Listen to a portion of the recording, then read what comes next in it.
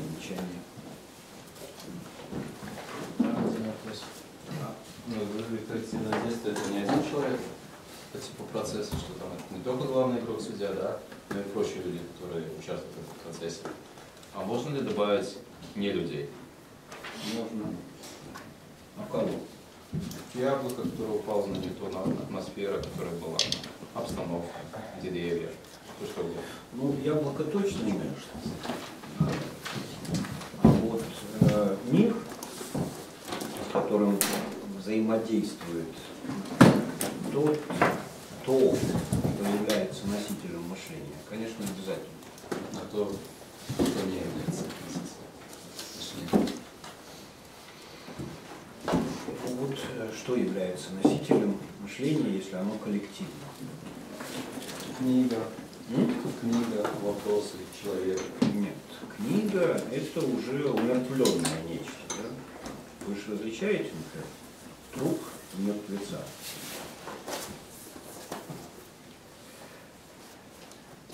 Мертвец – одушевленное нечто. Так, по крайней мере, грамматика.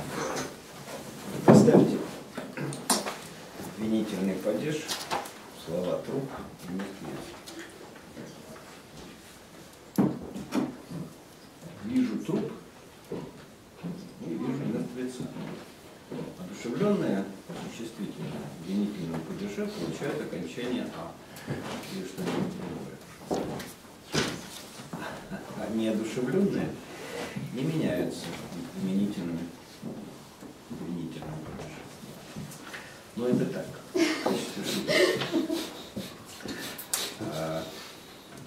Вот коллективное, если мышление коллективно, то понятно, что один человек не является субъектом мышления.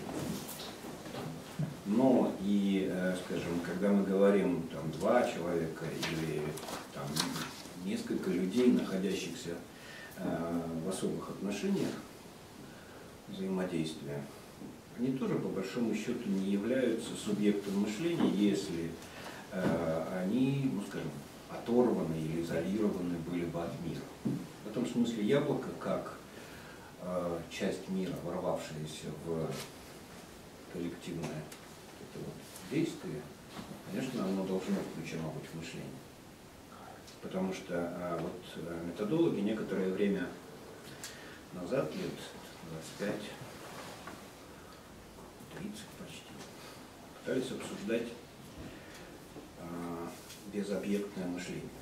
Можно ли представить себе мышление без объекта, который в него включен? Ну и в общем, кроме схоластических упражнений на этот счет, ничего путного придумано не было. То есть мышление обязательно на что-то направлено, что-то в себя включает. И это что-то, это мир. Ну и не всегда мыслим о мироздании. Мы можем из мира брать какую-то часть. Ну, например, яблоко, которое падает, оно падает на землю. Взаимодействуют два шарообразных, без шарообразных вещи. И вот это взаимодействие яблока и земного шара, оно включено в мышление как объект, ну и, конечно же, в нем принимает участие.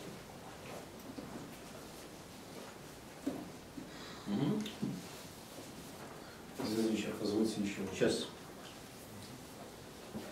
У меня такой вопрос. Мы много говорили как раз про коллективное мышление и в большей части про вербальное мышление. Да? Какое? Про вербальное. Ну нет. Это я просто разделение привел, на психологи этим пользуются. Хорошо. Образное и вербальное. У меня вопрос такой, скажем, мышление в искусстве, да, то есть в музыке, да, то есть музыкальные композиции, это тоже форма мышления, да? Если да, то какие-то, возможно, диалоги между их создателями, да, или живописью. То есть, в принципе, любое искусство, которое невербально, да, подразумевает это мышление. Нет, а с какой стати музыка вообще должна иметь отношение к мышлению? Вот в этом у меня вопрос. Мышление или, скажем, диалоги людей, которые разрабатывают музыкальные формы, которые при помощи музыки... Нет, ну стоп. Это совсем другой разговор. Да? То есть, когда музыка включена в мышление как объект, да? То есть, грубо говоря, мы мыслим музыку, мыслим о музыке, тогда, конечно. Да? Но творение музыки, сочинение музыки, мышлением не является как таковым. Иначе вы и трели соловья должны были бы отнести к мышлению. Но об этом я немножко сегодня буду говорить, если позволите, да, если вы не хотите углубить куда-то этот вопрос. Хорошо.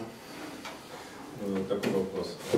Мы говорили о том, что мышление связано с выходом на грань знаемого и незнаемого. Значит, вот, Да, тавтология или пересказывание того, что мы знаем. Да, если мы будем ну, вот, о таком предмете рассуждать, что сейчас активно развивается искусственный интеллект, и да, вот диалог искусственного интеллекта, который благодаря своей мощности может выйти, ну, может быть сейчас нет, но допустим через 5 лет точно, да, а вот эту границу, благодаря мощностям, объединению как бы, фактов, да, сопоставлению, вот диалог человека с искусственным интеллектом можно ли назвать мышлением? И вообще, как бы, еще дополнительный вопрос, является ли это мышление прерогатива человека, либо же нет? Ну, давайте про искусственный интеллект я пока не буду отвечать, потому что я думал сегодня об этом частично говорить. А насчет второй части, как вы говорите про человека? Ну, является ли мышление прерогативой человека, либо же нет, либо мышление может происходить совершенно без участия человека? Ну, не распространяется ли некий такой монополизм, да, что ли, человека на мышление? Ну, вот, видите, Кант, которого я очень люблю, когда-то задавался этим вопросом и приходит к простой констатации, которую я не могу не разделять.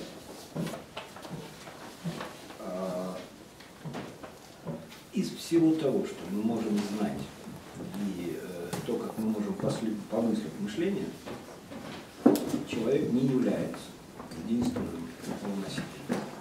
Но мы другого ничего не знаем. Все остальное есть фантазия. Для нас такими фантазиями могут быть, например, иные цивилизации. Кант об этом, в общем, очень мало задумывался, даже вообще не задумывался. Поэтому Кант говорил об ангелах. Но поскольку в Кенигсберге, в общем, на улице, где Кант прогуливался, ангелов не встречались, ему, во всяком случае, то он и говорил на этом основании, что у меня нет оснований считать, что мышление живет, паразитирует на каком-то еще материале, кроме человека, человечества. Ну, Кант частично все-таки отвечал на вопрос о возможности существования других миров. То есть он, ведь исходная категория Канта была способ восприятия. Кант писал, что могут существовать разумные существа с иными способами восприятия. Но поскольку у человека есть способ восприятия, который воспринимает все вещи, все явления в определенном пространстве и времени, то мы ничего не можем знать о разумных существах, обладающих иными способами восприятия. Знать. Да, Именно ничего не можем знать. А то, о чем мы не знаем, мы можем, в принципе, воображать, фантазировать, даже философствовать. Но о том, чего мы не можем знать, мы даже этого делать не можем. Да? Реплика. Один из знаменитых шахматистов сказал, что компьютер не ведает, что играет в шахматы. Это про интеллект мысли. Да, да. И это похоже на правду. Ну, похоже. С этим надо разбираться. как раз я вот думал, что сегодня попробую некоторые эти вещи, ну, насколько это возможно, в последней лекции зацепить.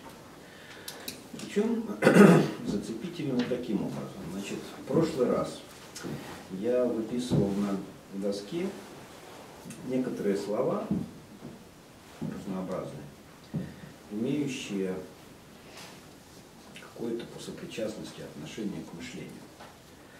В том числе и слова, которые мы с вами не разобрали в прошлый раз. Ну, как не дошел ход, да, не зацепили. Ну, например, слово интеллектом стояло где-то в конце. Если вы помните.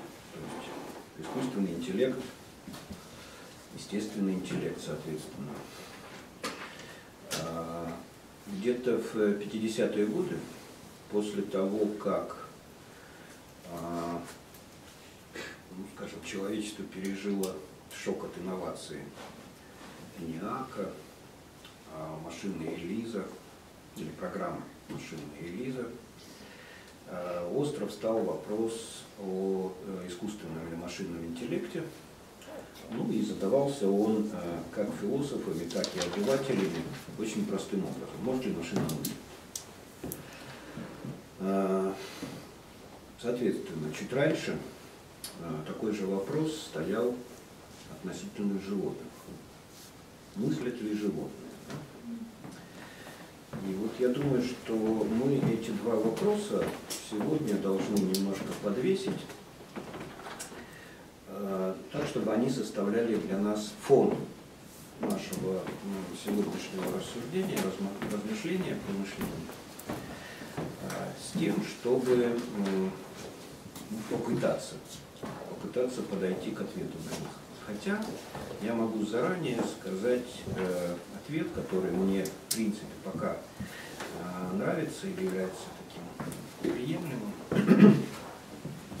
Его недавно высказал один мой приятель, мы давно не виделись, коллега в Москве, когда появилась информация о том, что машина обыграла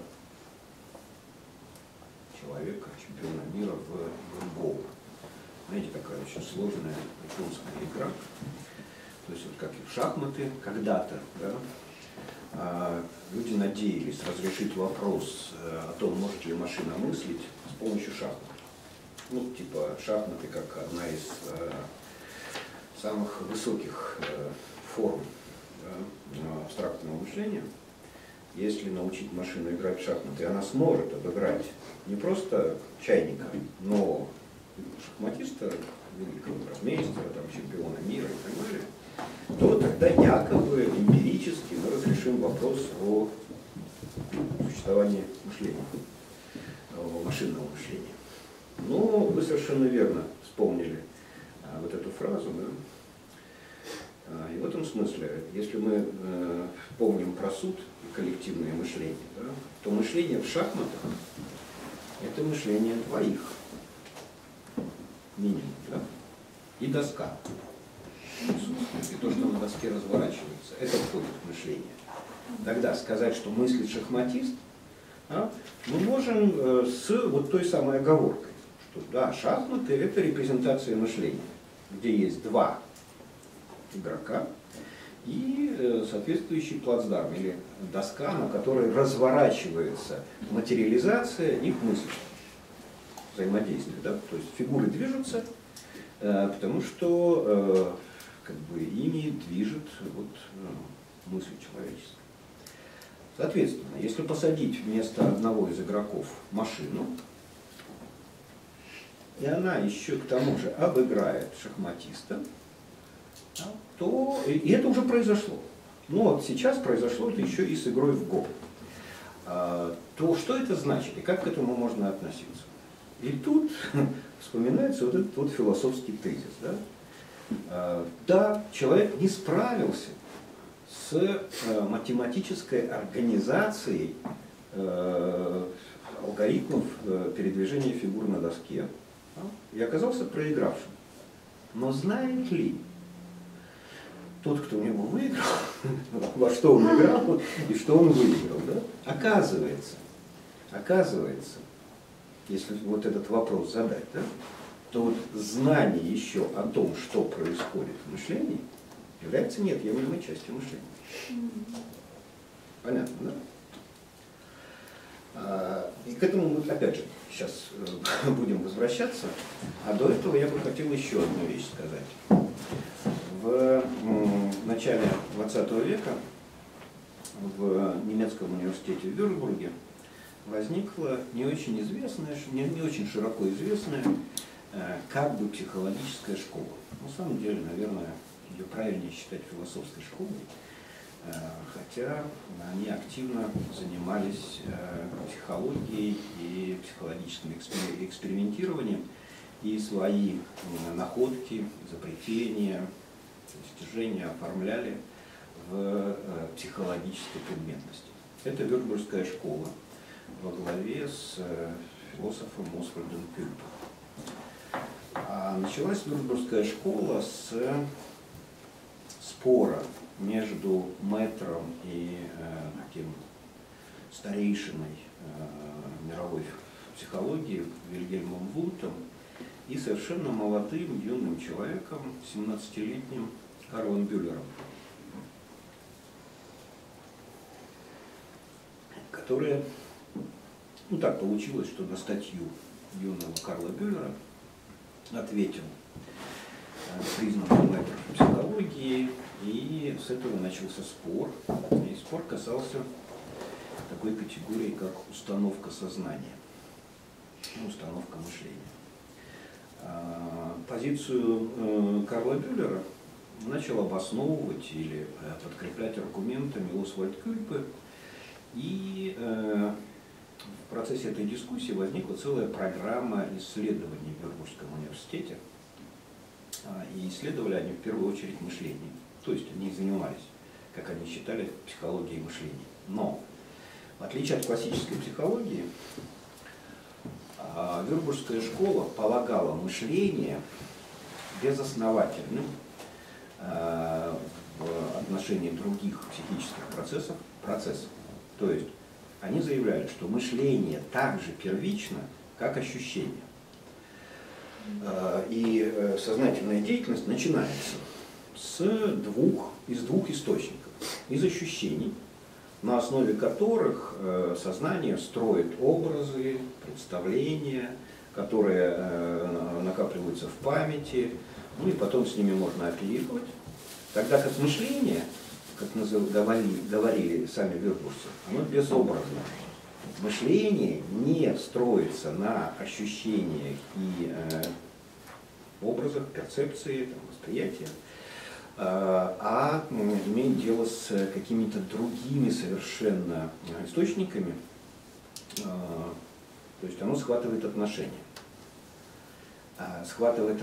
И поэтому не нуждается, по большому счету, в материале органов чувств.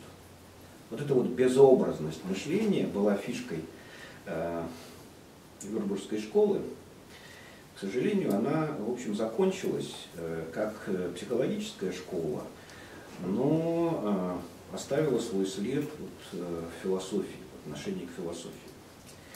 И с философией у нее следующая связь просматривается, уже какая-то такая логическая, разумная. Да? И это связано как раз с сенсорикой, с ощущениями, да, и перцепцией, восприятием. Дело в том, что с давних времен, со времен схоластики, предполагалось, что мышление имеет дело не с тем, что поставляет сознанию чувства, образа, а имеет дело с умозрениями, то есть с усмотрением того, что не попадает в сферу органов чувств. Поэтому мышление построено не на сенсорике и перцепции, а на аперцепции. Аперцепции, то есть предвидении или усмотрении того, что в внешнем облике вещей не присутствует.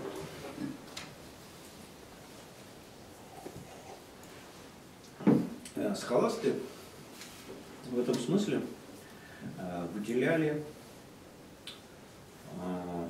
так называемую субстанцию или сущность вещи. сущность, которая не дана нам в ощущениях, но к ней мы как бы приходим. Или у нас есть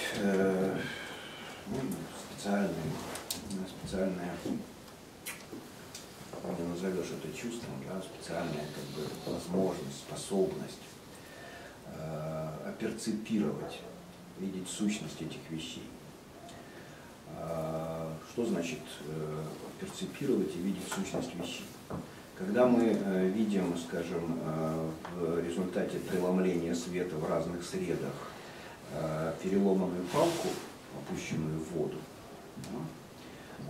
мы все-таки относимся к этой палке как к целой и прямой, а не переломанной, понимая вот эту вот как бы сущность, да?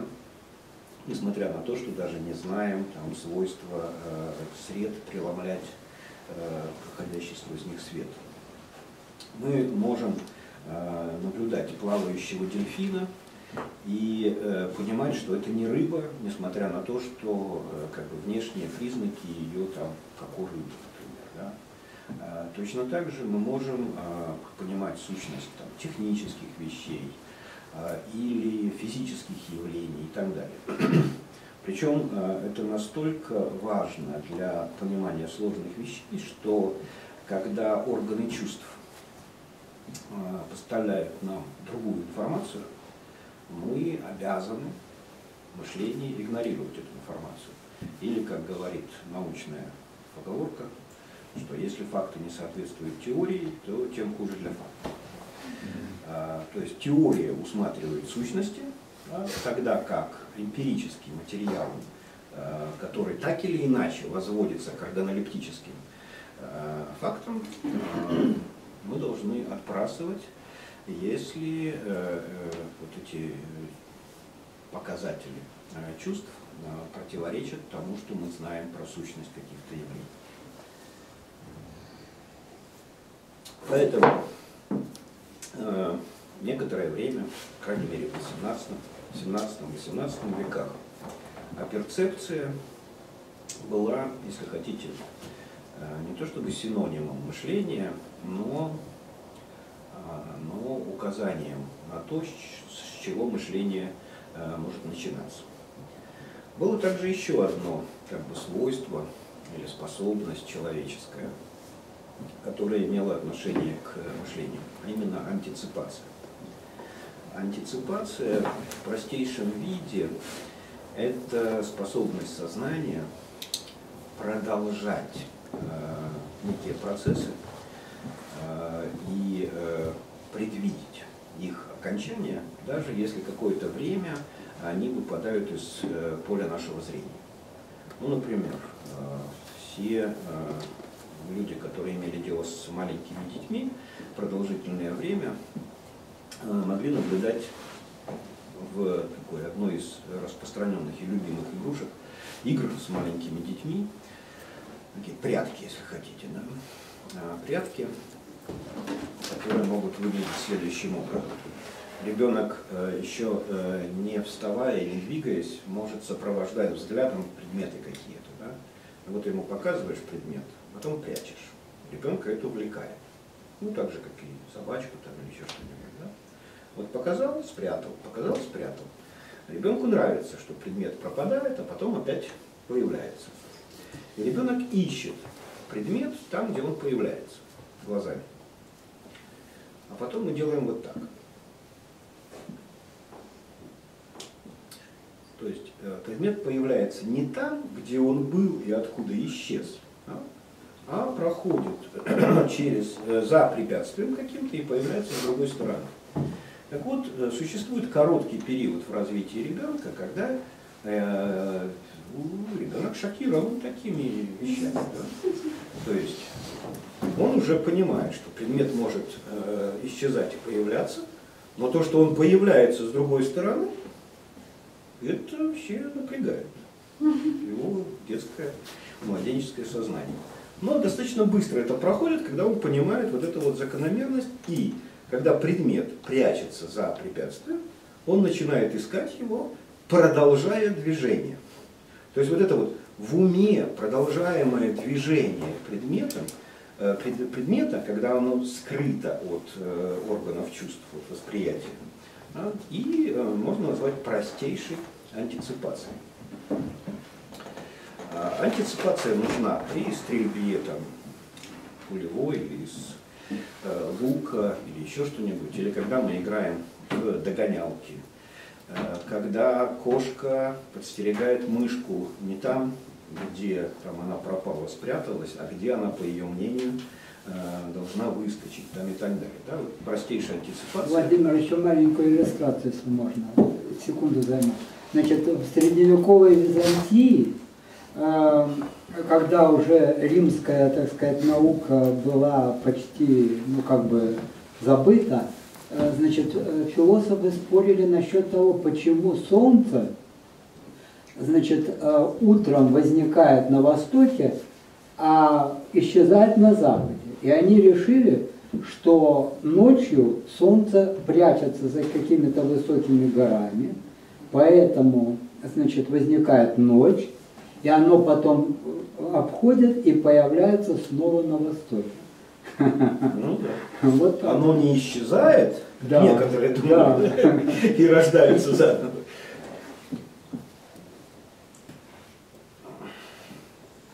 Вот эти два момента, связанные с субстанцией или сущностью вещей, которые усматриваются умом, умозрением, и вот, о перцепции, антиципации, долгое время, опять же, в философии принимались за зачатки мышления. Но перцепция, как мы уже можем понимать, и антиципация присутствуют и у животных. Да? Ну, то есть, когда кошки охотятся, собаки догоняют зверя, идя зайцу на перерез, а не туда, куда он побежал, там, ну и так далее. Да? То есть, в принципе, животные, обрабатывая информацию, способны к такого рода действиям. Составляет ли это сущность мышления или хотя бы, ну скажем так,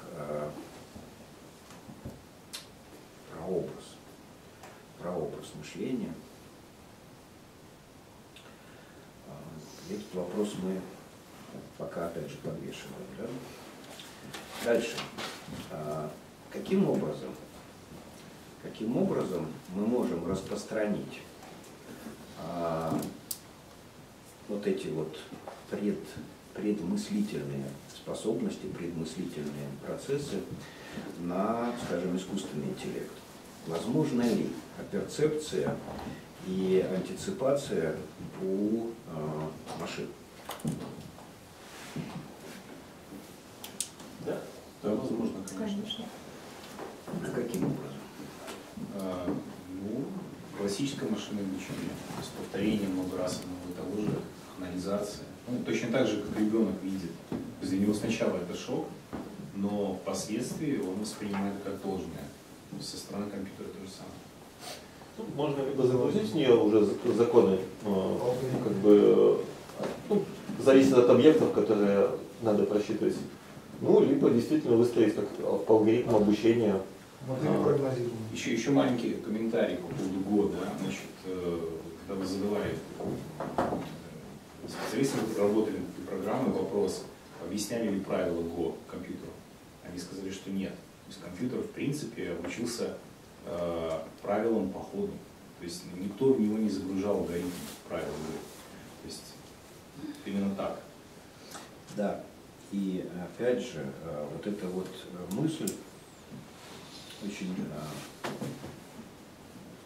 правильная, наверное, да, напрашивающаяся, возникла в теоретических представлениях о мышлении задолго до того, как машина вообще взялась хоть во что бы то ни было играть. Способность к обучению тоже рассматривалась как сущность, там, не знаю, приближение к сущности мышления. Это стали понимать психологи в Америке строившие свою науку на базе прагматизма и инструментализма, который был корнем, ну или там основанием для развития такого направления психологии, как бихевиоризм.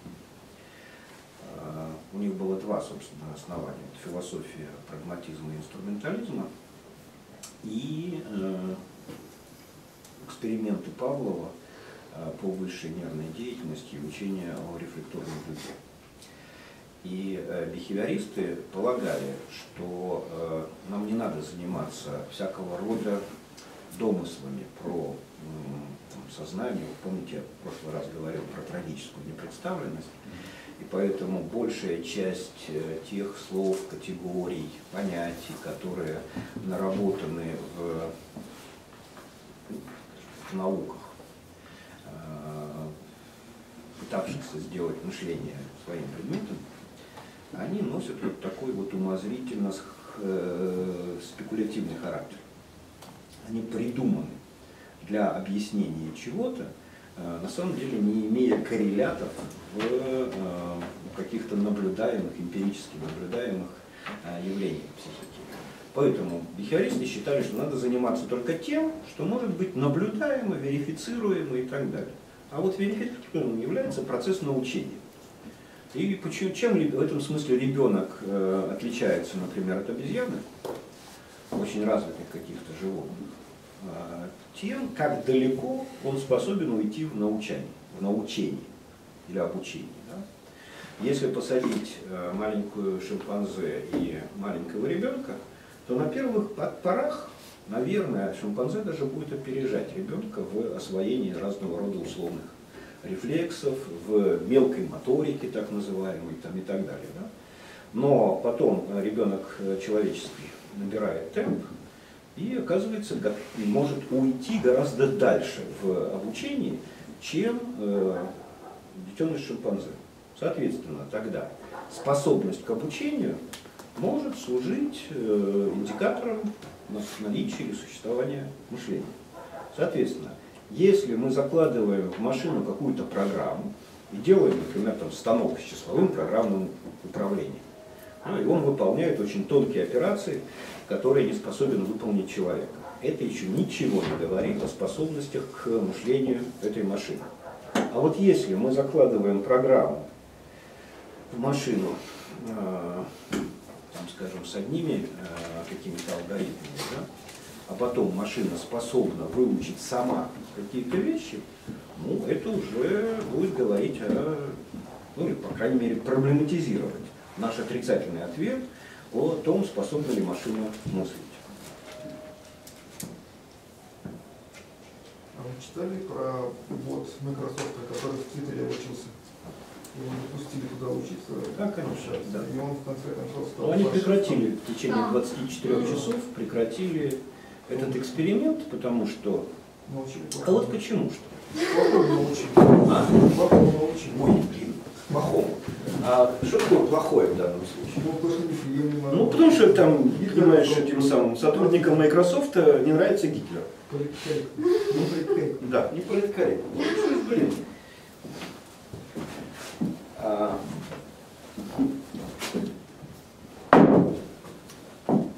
Это, скажем так, не аргумент. Да? Потому что отказать, например, Гитлеру и его соратникам в мышлении у нас нет никаких оснований. То, что они делали злое и плохое, это не говорит о том, что они не замысливали военные операции, не побеждали там, и так далее. Да? Причем делали это коллективно, на базе там, гегелевской, ницшеанской и прочей философии.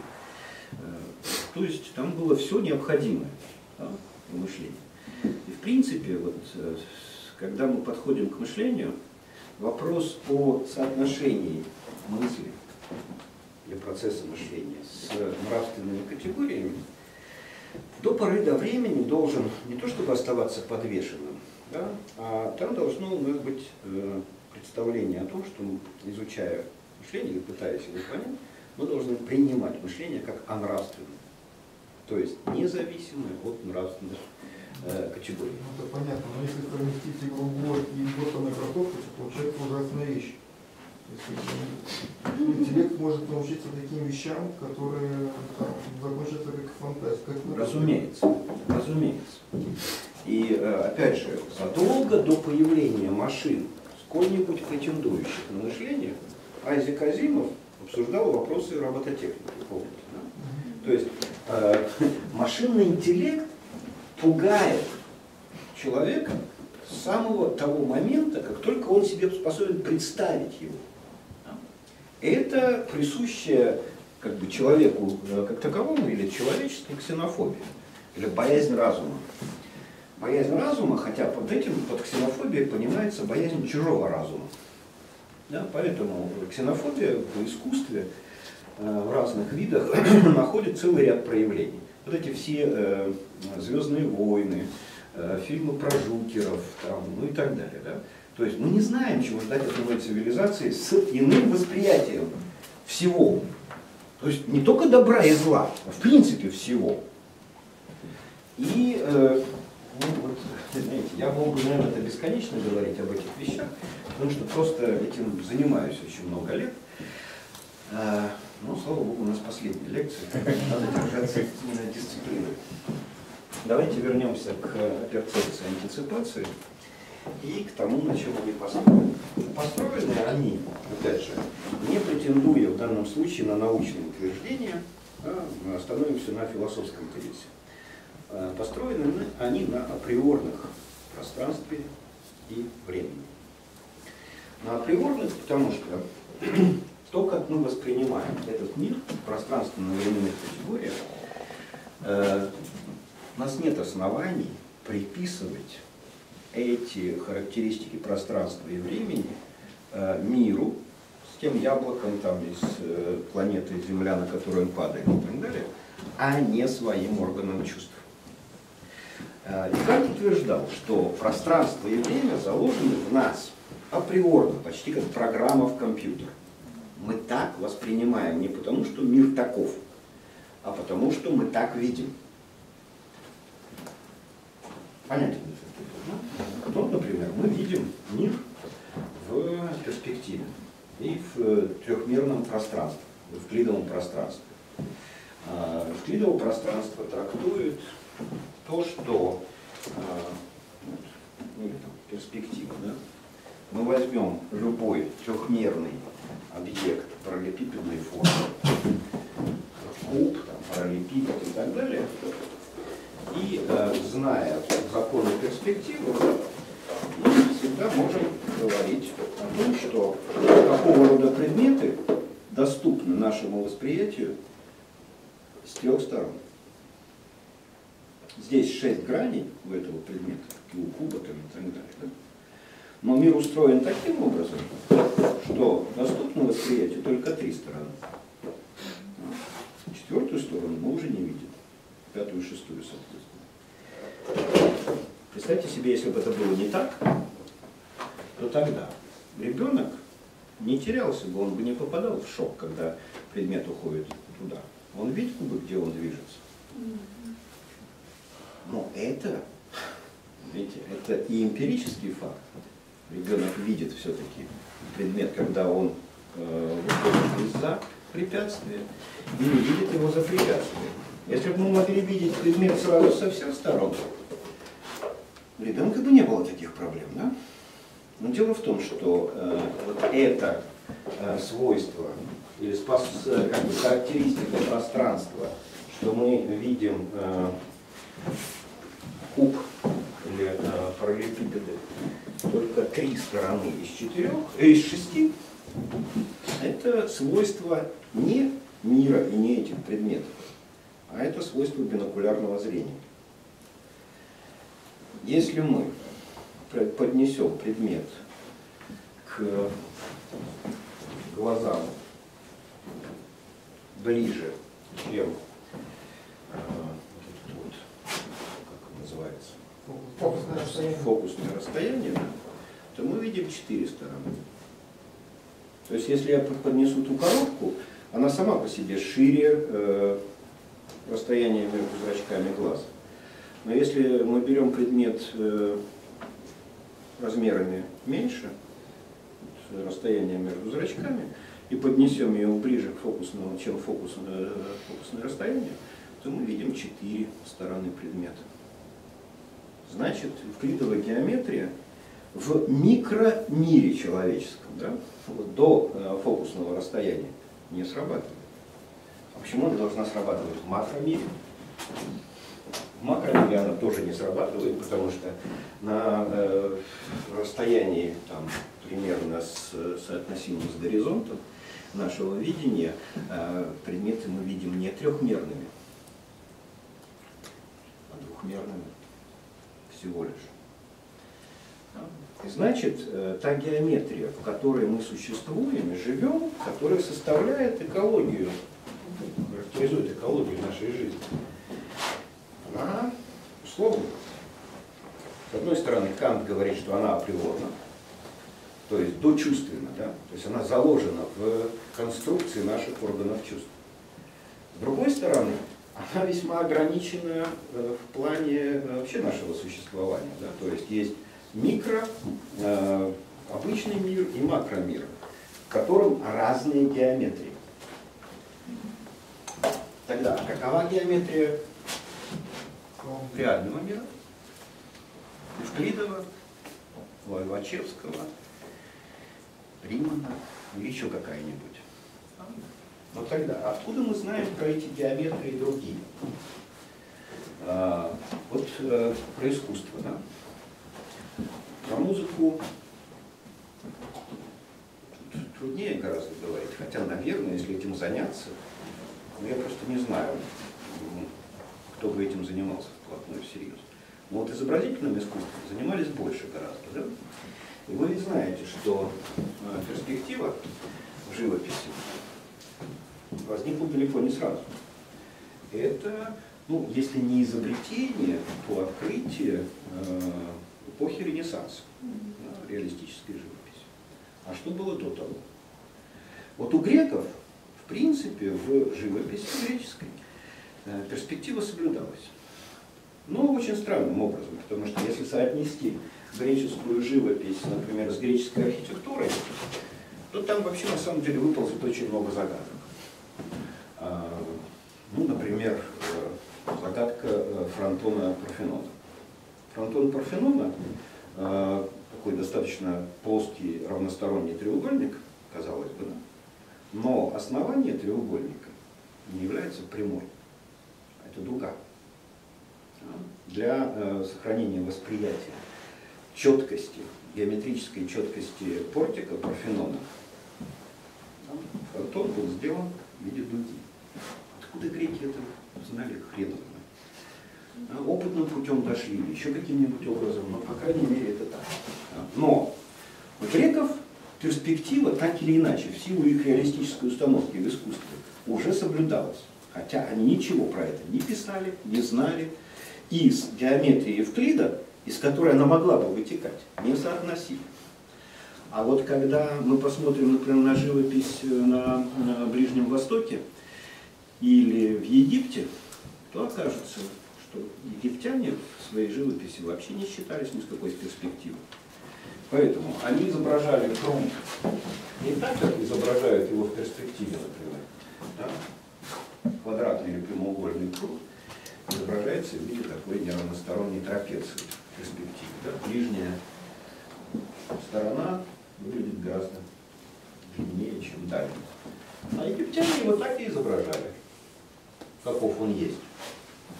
Соответственно, если деревья вокруг этого пруда, соответственно, тоже растут таким образом, загораживая его в живописи Возрождения или после Возрождения, то у египтян они растут вот так.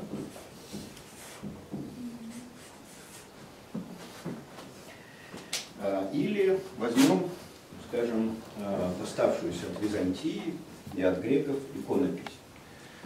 Кто-нибудь помнит, как выглядит икона, одна из самых знаменитых икон Андрея Рублева «Троица»?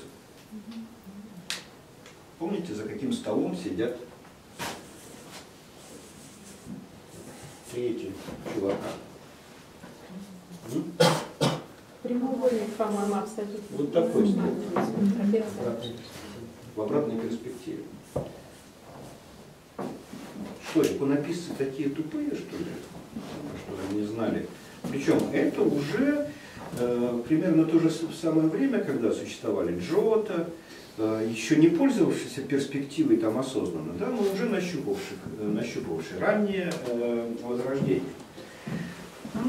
Это где-то 15 век. Тем не менее, это нарисовано было таким образом. Когда Флоренский пытался понять, как проинтерпретировать Троицу Рублева, он говорил, что тут все в порядке с перспективой. И Рублев в этом смысле все хорошо понимал. Только он писал это глазами Бога.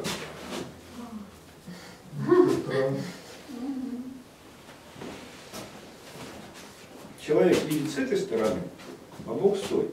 Если стоит, то вся перспектива соблюдена. Но это тоже спекуляция, понимаете? Это спекуляция. Тогда, если мы говорим про перцепцию, да, то египтяне, перцепция египтян была построена таким образом, что они правильно воспринимали такого рода изображения прудов. И люди, наученные воспринимать иконопись, они тоже все правильно воспринимают, и им не видится это ни в обратной перспективе, ни вообще как искажение. Но опять же, тут в теории живописи есть много всяких таких вещей, вот эти теоретики пространства и времени в реалистической живописи покажут вам кучу примеров. Ну, например, совершенно неправдоподобные тела у Энгра, который является одним из классиков фигуративной реалистической живописи. Там и руки, если смотреть, там непропорциональные и так далее. Но видим мы это все вполне нормально. То есть перцепция, которую когда-то считали противоположной или противостоящей перцепции, подлежит научению, и она имеет культурный характер. То есть происходит из всего того, что мы впитываем от наших предков, предшественников по культуре. Когда мы рассматриваем коллективное мышление, то мы понимаем, что то, что становится оперируемыми в этом мышлении предметами и объектами, не дано в ощущениях или в восприятии каждого из участников мышления в отдельности. Мы оперируем готовыми формами или готовыми представлениями, готовыми идеями, которые получаем от других. Мы их продолжаем и развиваем. То есть мы работаем не с тем, что надстроено над нашим ощущением и восприятием, а то, что появилось у нас в результате общения. Вот появляется вот эта вот характеристика для коллективного мышления, да, необходимая и обязательная характеристика, которую пока остановимся в ее названии на слове общение. Мышление появляется там, Телевизор тоже может создать? если за телевизором стоит культура, творцы, другие люди, и мы их, пропаганду тоже. В этом смысле, понимаете, опять же, вот я не очень понимаю природу этого вопроса про пропаганду, но раз уж он возник, нам необходимо тогда к этому отнестись. Мышление, несмотря на то, что вот мы его характеризуем всегда там с большой буквы и говорим там с некоторым придыханием и так далее, должно быть освобождено не только от этики, оно должно быть нравственно нами восприниматься, да? Но оно должно нами как-то пониматься, что оно не всегда правильно. Мышление, то есть, как мы говорили в прошлый раз, да, суд может вынести неправильный приговор. Мышление продолжается судебное, как бы, да, если есть возможность апелляции. Мышление, никакое мышление не может быть застраховано от ошибок и неправильностей. Более того, оно не может быть застраховано, опять же, вспомним про его нравственность, да, вне зависимости от этики. Оно не может быть застраховано от злого умысла. Пропаганда умышленная. И в этом смысле, конечно, она пытается воздействовать на мышление людей.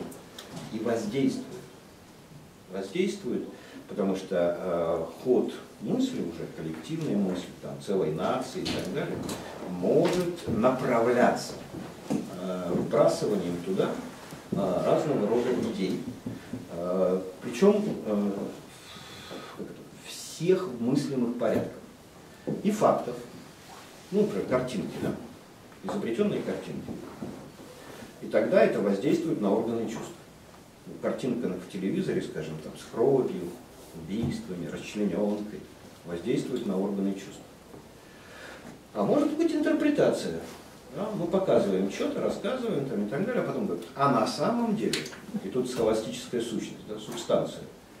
Субстанция вот того, что мы вам показываем, состоит в том, что существует мировой еврейский заговор. Да? И с помощью этого заговора мы объясняем все картинки и загадки, которые были предложены. Вот так далее. Мышление, поэтому, оно умышленное. И в этом мышление отличается, например, от той же самой природы, про которую те же ученые говорили, что природа изощрена, но не злонамерена. А вот в любом коллективе людей, которые общаются и взаимодействуют, не застрахованы от появления злоумышленных. Так, я отвлекаюсь. Итак, пространство и время являются в той степени априорными или в той мере, в том смысле априорными, что они не являются, скажем, построением индивидуального человеческого сознания на базе свидетельств органов чувств. Они являются культурно вмененными нам. И вот эта вот культурная вмененность дает нам как бы удвоенный мир. Удвоенный в том смысле, что одни вещи мы видим собственными глазами и строим восприятие индивидуальным своим сознанием. Другие даны нам из культуры. Кто из вас был в космосе? Никто не был. Но вы знаете, что там происходит? Да? Невесомость, там, черное небо, и так далее, и так далее. Да?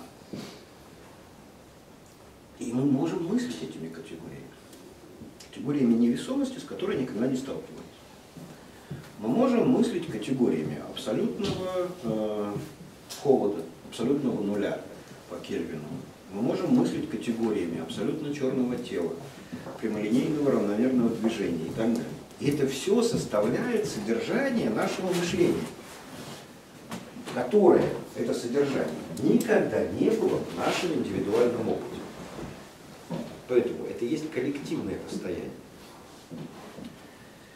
И тогда все попытки изучить мышление на материале индивидуального человека, индивидуальной психики не имеют никакого отношения к этому мышлению. Мышление как такового. Это вообще было понято достаточно хорошо уже в 20 веке. В скорости после Вюрцбургской школы, которая априорно на уровне постулата научного, да, или научной аксиомы положила безобразность мышления, в скорости после этого и в продолжение Вюрцбургской школы возникла культурно-историческая концепция Льва Семеновича Выгодского, который предложил рассматривать все психические процессы как процессы двойной природы. С одной стороны, мы не можем избавиться от свойств психики, которую в этом смысле по аналогии с компьютерной техникой, про которую мы как бы еще должны говорить, да, можно рассматривать как хард. некоего устройства. Да? Вот в компьютере это железо, а в человеке это химические, электрические процессы в мозге, в все тело человеческое, которое в этом во всем участвует, и, как мы говорили, да, способность психического образа локализоваться в том месте, где находится источник этого образа. То есть про яблоко, когда вы спрашивали, да, мышление включается в тот мир, который дан нам в наших ощущениях, при этом с этим простым обстоятельством. Простым, но и в то же время очень сложным для понимания. Да, каким образом? Образы, возникающие в нашем сознании, локализуются не внутри нас, а там, где находится источник наших ощущений. Да? Это одна составляющая часть того, что мы будем считать мышлением. А вторая часть – это культура.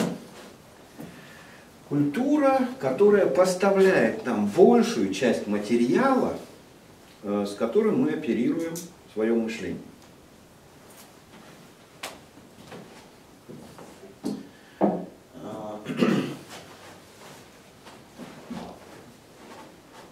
Не знаю, остановиться на этом месте, если все понятно, все ли понятно. Вот когда мы встречаемся, там, 2 человека, больше людей и так далее, да? Вот, если вы попробуете, ну, скажем так, составить такую табличку про содержание общения людей в самых маленьких, ну, тем более больших коллективах. О чем мы говорим? О том, что мы видим, или о том, что мы получили из культуры. Обратите внимание, сегодняшняя ситуация, культурная ситуация, выбрасывающая целый ряд, ну или огромной категории людей за пределы организованного мышления. Она стремится, или как тренд, да, стремится к тому, чтобы содержанием коллективного обсуждения в больших и малых группах являлось то, что непосредственно воспринимается. Ну, вот как вы относитесь, например, к фотографиям еды в Инстаграме?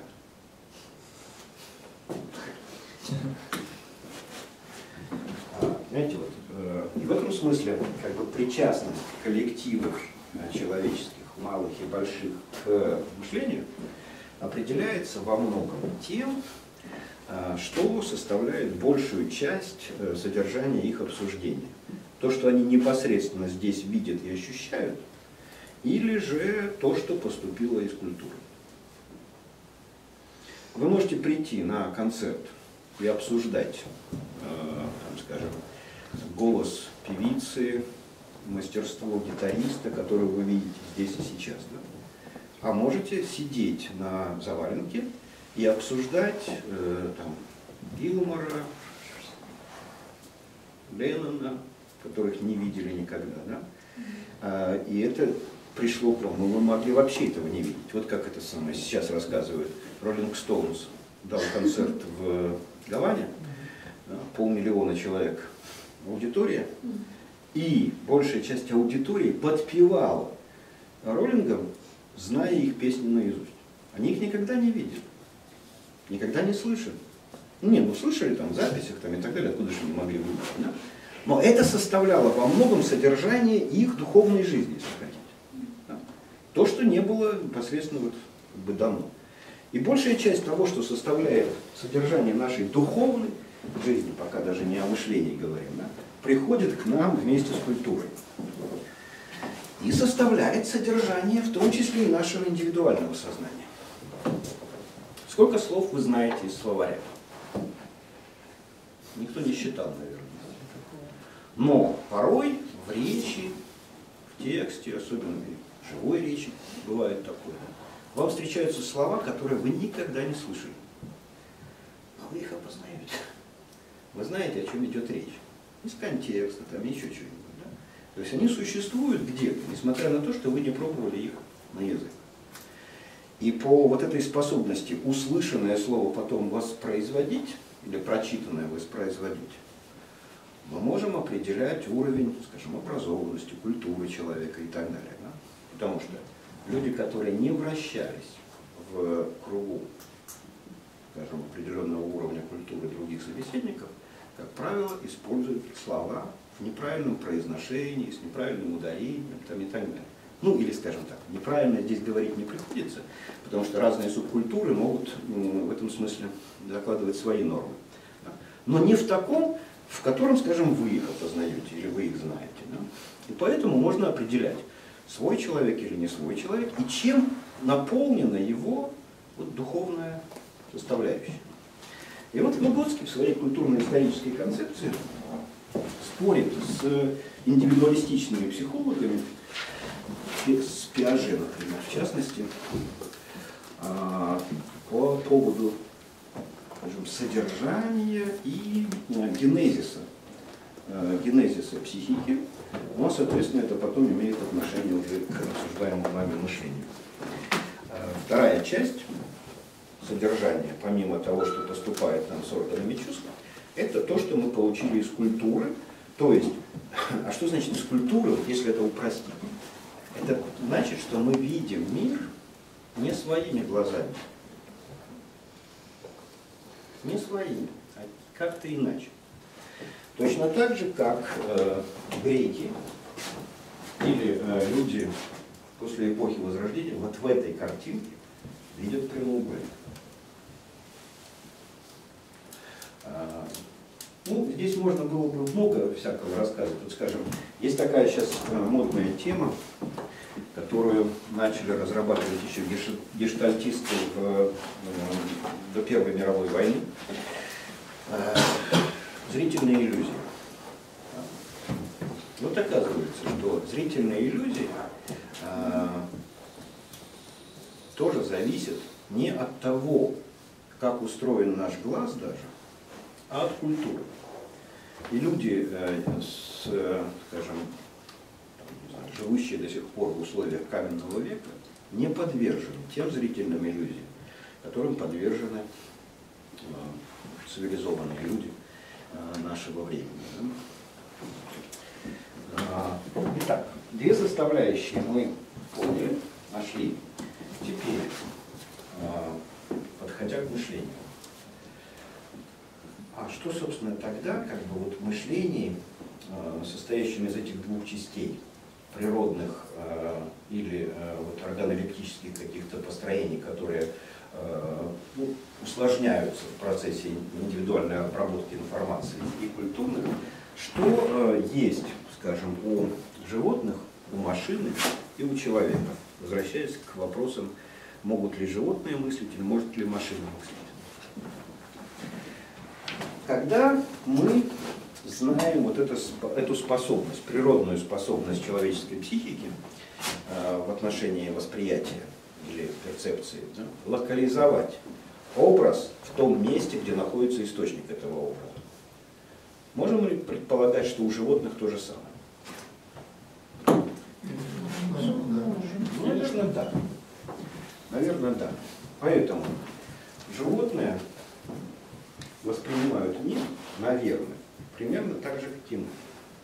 Поэтому кошка не ищет мышку в себе. Она бросается туда, где мышка находится. Да? Значит, она ведет себя точно так же, как и мы. А вот узнает ли кошка себя в зеркале? Может ли она себя локализовать? Вот, этот вопрос ну, скажем так, у нас нет прямых доказательств относительно этого. Может быть, ее просто не интересует. Это обстоятельство, да, что она познает себя в зеркале. Поэтому никаких сигналов нам она в этом смысле не подает, но в общем все прекрасно создано. И знать мы этого не можем. Ну, например, участки тела, знаешь, вылизываются. Ну да, но мы не знаем, зачем и почему. Поговори. Да. Сейчас.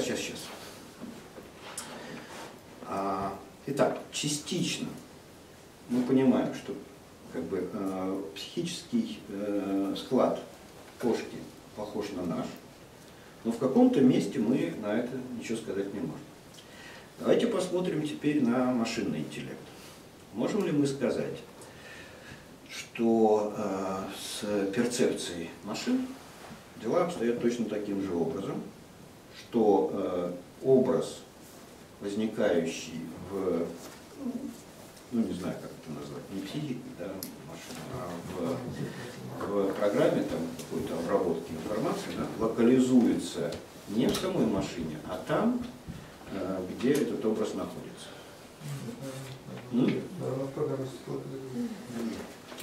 Вот на этот счет мы точно. Вот если про кошку, мы можем с большой уверенностью говорить, что кошка ищет мышку там, где мышка находится, а не в себе. Что происходит в машине, мы не можем сказать, точно так же, как не можем сказать, опознает ли тебя кошка в зеркале или не опознает. Это для нас загадочное явление. Когда мы знаем про самообучающиеся машины, например, в Го научилась играть там, да, мы знаем про самонаводящиеся ракеты, орудия и так далее. Да? То есть, в принципе, мы можем запрограммировать машину таким образом, чтобы она в этом смысле была похожа на кошку, которая преследует мышку. Да? Она самонаводится на цель. Но эта самонаводящаяся штука не обязательно предполагает локализацию образа. И вообще присутствие образа как такового. Это можно сделать и без всякого образа. Да? Теперь, может ли машина себя в зеркало узнавать? Мы тоже не можем. Там же образ построения. Только не торопитесь. Смотрите, если мы задаем всерьез вопросом, может ли машина мыслить? Да? Детекторы высоты 7. Клетчатки, ну что будет? Это следствие. Тут вопрос причин. То есть вследствие чего она это делает? Как написано в алгоритме? Но, понимаете, опять же, кошка – это высокоразвитое существо. Да? Очень высокоразвитое существо, во многом более тонко устроенное, чем человек. Машины, с которыми мы имеем дело, прошли гораздо меньший эволюционный путь развития. Первые машины, чем кошка.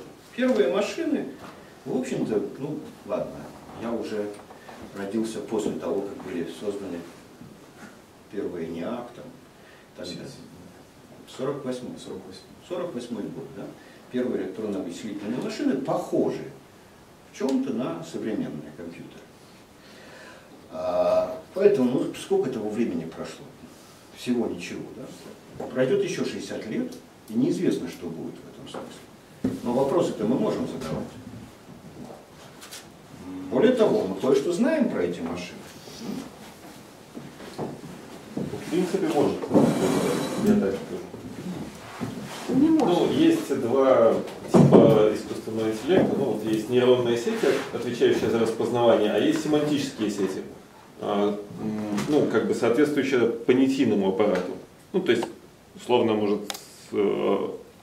машина определить, это, ну, один объект, тип объекта, это другой. Но ничего не мешает привязать, а вот этот объект я, ну, как бы я, чтобы не путать себя с другими объектами. Ну, то есть это просто классификация,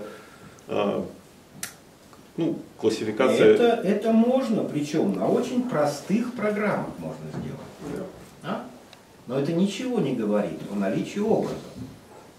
Образа? Конечно. А можем ли мы просто сказать, что мы, ну, как бы не можем этого знать? Ну, то есть у нас нет механизмов докопаться вот до того, да, видит ли он это образ? Ну, в этом смысле мы можем, опять же, поговорить о гносеологии или эпистемологии, как марксисты, марксистско-ленинская философия, Диамат, ставили основной вопрос философии в гносеологическом разрезе. Познаваем ли мир? То, что мы не знаем сегодня, не факт, что мы не можем узнать завтра. Вот агностики, ну или такое течение в гносеологии, которое было очень популярно особенно в XIX веке, ну, в основном, может быть, в борьбе науки с религией. Да? Они, не желая вступать в прямую конфронтацию с церковью, заявляли, например, о Боге, что ну, раз мы этого знать не можем и никогда не узнаем, то, в общем, не лезьте в наши дела, мы не будем лезть в ваши. Но дальше они распространяли этот принцип агностицизма и на другие вещи. И вот, скажем, был такой знаменитый ученый, биолог, физиолог, одновременно пытавшийся заниматься философствованием в области гносеологии, Дюбуа Реймон. Он составил целый список вещей, которые мы не знаем и никогда не узнаем, назвав это по латыни игноратио эленхи. В этом смысле и пытаться не надо, да? То есть это вот никогда. Про машинный интеллект мы не можем относиться к этому так, как агностики XIX века относились. Да? Мы их конструируем, эти машины. Ну, кто-то из нас к этому в большей степени причастен, кто-то в меньшей степени, но тем не менее это дело рук человечества. А значит, все, что мы делаем руками, мы можем и знать. Да? Ну, написать программу. Да? Потом мы можем не просто написать программу, а такую, которая будет самообучаться. То есть дописывать сама себя. Так же, как развивается психика человека. Вроде бы, внешним образом, если наблюдать. То есть она будет знать, уметь, способна к тому, чему мы ее не учили в начале программирования. Да? Она развивается определенным образом. Но вот куда и в каком направлении она развивается? И может ли она развиться до того, чтобы создать внутри себя образ, который будет обладать тем же свойством, что и психический образ? То есть локализоваться в том месте, в котором находится источник этого образа. Ведь для сегодняшних машин это вовсе не обязательно. И сегодняшнее программирование вовсе не требует такого свойства. Потому что попадать в цель можно и без образа. И самонаводящиеся машины, самонаводящиеся ракеты не строят образа. Никогда не закладывались. А можно раскрыть, когда так локализация образа там, где он есть? Вот если, допустим, машина создаст, ну, скажем так, свою картину мира, да, там, ну, некую карту реальности, да, и в соответствии с этой картой как бы будет, ну, с помощью датчиков обнаруживать что-то во внешнем мире и делать, ну, как бы, проводить аналогию между ее виртуальной картой, ну, как бы, и локализацией, ну, вот этого объекта в реальности. То есть про это речь? Ну, вот если не зацикливаться на этом, как бы как на предельном вопросе, ну да, про это речь. Есть ли у машин образы, аналогичные психическим образом человека? Ну, вот, потому что эта психическая составляющая человека, как мы вот договорились, да, является одной из двух составляющих того, что мы называем мышлением. Ну вот мне просто трудно сказать, что такое психические образы. То есть про машины я больше знаю, поскольку что учился. значит аналогично? Да. Посмотри в себя, чего тебе мешает. Может быть и есть, а идентичный не бывает. Согласен. С этой поправкой не могу не согласиться, но мы же пока вопросы задаем, да? Мы еще не дошли до всех. Еще один вопрос просто в том, что, возможно, пока человек ограничивает вот это развитие, потому что его пугает, естественно, искусственный интеллект, и отпустить его на свободу, позволить машинам дорабатывать самостоятельно себя, порождать себе подобных, это неконтролируемая ядерная реакция. И поэтому мы можем пока говорить о том, что развитие машин просто останавливается целенаправленно человечеством, чтобы не проиграть конкуренцию. Ну, то есть, как бы, это именно вопрос самосохранения безопасности. Это слабый аргумент. То есть он возможен, но он слабый аргумент, потому что люди же все-таки сделали атомную бомбу. И водородную сделали. И накопили их достаточно для того, чтобы взорвать мир. Как бы они ни боялись этого, но они выпустили гораздо более опасного джина из бутылки. Кроме того, сейчас генная инженерия, вся биоэтика и так далее находятся на пороге таких вещей, которые могут представлять огромную опасность для человека и порой гораздо большую, чем опасности будущих роботов. Да? У меня питание. Я не могу зрозуміти, що ви маєте на увазі, коли кажете, що образ знаходиться там, де не человеку добре, там, де знаходиться з'ява. Есть такая была Скороходова, слепо-глухонімая. Ну, як би Кант на яе паглядзеў гэта пытанне, і які сэнс тут у такім знешнім знаходжэнні вобраза. Гэта першае, это заўвага. Другая заўвага. Культура аморальна? Смотрите, я говорил о нравственно, Нравственно. а не аморально. Вы сказали про Гитлера и сказали типа кшталту аморальный, нравственный. Нет, это разные вещи. Аморальный – это значит против морали. А нравственный – это означает, что нравственные категории неприменимы. Это другая область. Ну как, геометрические фигуры не имеют цвета.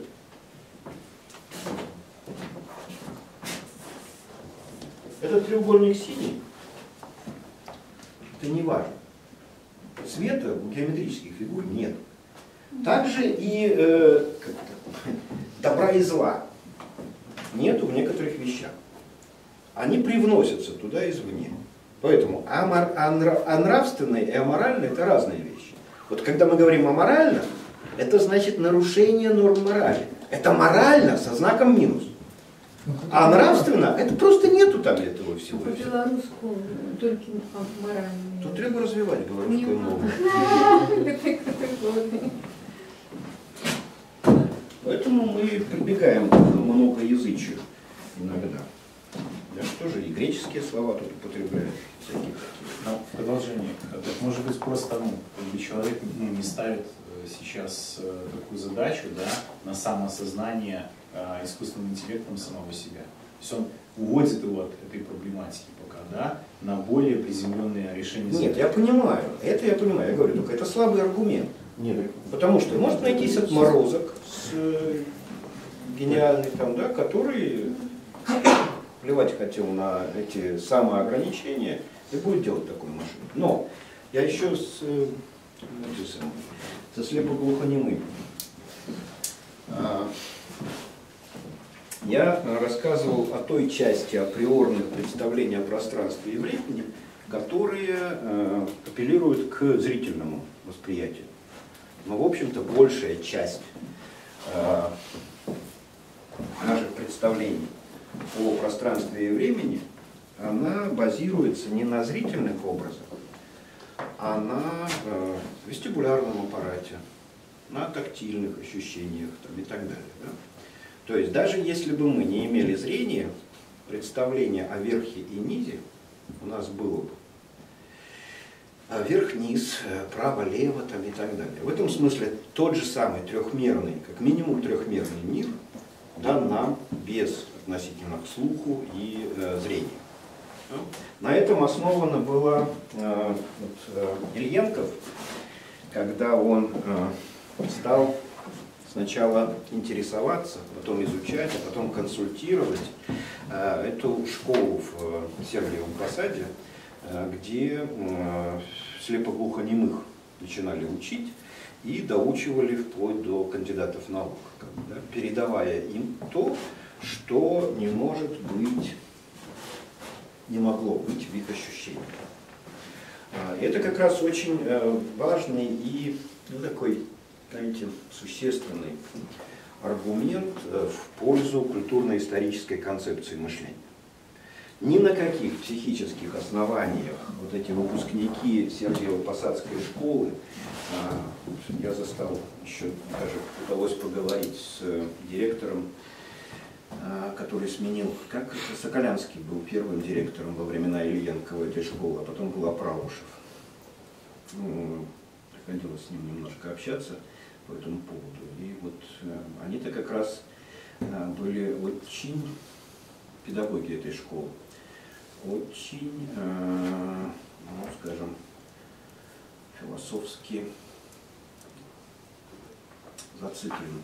Потому что без философии на одной психологии построить педагогику, сурдопедагогику было невозможно.